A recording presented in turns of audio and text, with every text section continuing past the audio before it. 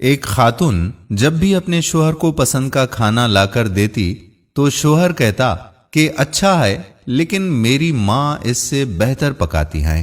بیوی شوہر کو مسکرا کر دیکھتی اور چلی جاتی، اور جب بھی بیوی اچھا پرفیوم لگاتی وہ اس سے کہتا ہے کہ کمال ہے، میری ماں کی خوشبو کی طرح ہے۔ وہ مسکرا کر رہ جاتی، اور اس طرح اس خاتون نے ساری زندگی ایسے ہی الفاظ سن سن کر گزاری۔ ماں کرتی ہے، ماں کہتی ہے، ماں کا پرفیوم، ماں کا کھانا پکانا وغیرہ وغیرہ۔ بیوی ہر بار مسکرا کر رہ جاتی تھی۔ شادی کے 27 سال بعد ان کی والدہ کا انتقال ہو گیا۔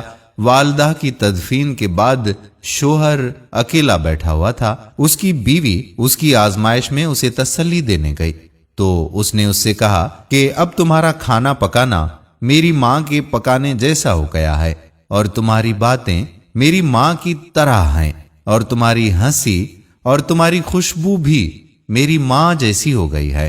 بیوی مسکرا کر بولی، وہ کیسے؟ شوہر نے کہا کہ میں نے تم سے 27 سال کی عمر میں شادی کی تھی، اور ہماری شادی کو 27 سال ہو چکے ہیں، اور اب تم میری ماں جیسی سوچ رکھنے لگی ہو۔ بیوی کہنے لگی، آپ ریاضی کے پروفیسر ہیں، پھر بھی آپ کا حساب غلط ہے۔ شوہر نے کہا، وہ کیسے؟ بیوی کہنے لگی کہ میں جب تک زندہ ہوں آپ کی ماں کے برابر نہیں بن سکتی۔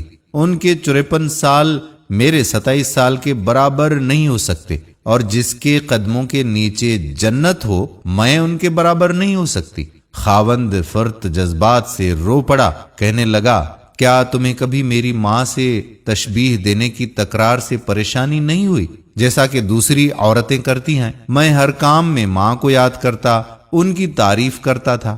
بیوی نے کہا کہ نہیں، کبھی نہیں، بلکہ معاملہ اس کے برعکس ہے۔ خاوند نے پوچھا کہ وہ کون سی باتیں ہیں جو تم تمنا کرتی رہی اور میں تم سے پوچھ نہ سکا؟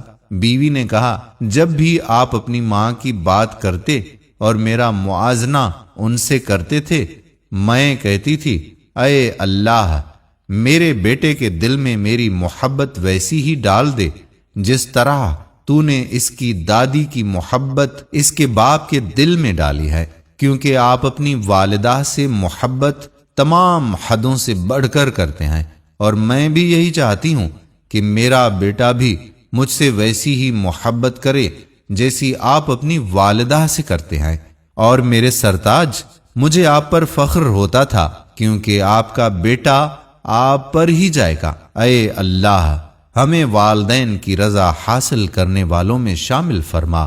اگر آج کی بہو یہ بات اور یہ گر سیکھ لے تو بڑھاپے میں پرسکون رہے گی۔ آج کسی کے بیٹے پر قبضہ جمانے کی کوشش کل اپنے بیٹے کو ہاتھوں سے نکال دیں گی، کیونکہ دنیا مکافات عمل ہے۔ اللہ تعالیٰ آپ تمام پر اپنا رحم فرمائے اور آپ کے والدین پر خصوصی کرم فرمائے۔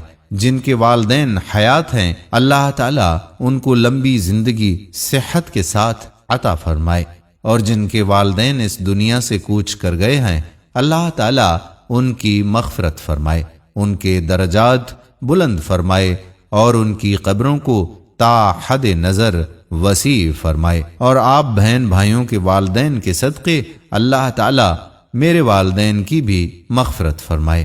آمین ثم آمین۔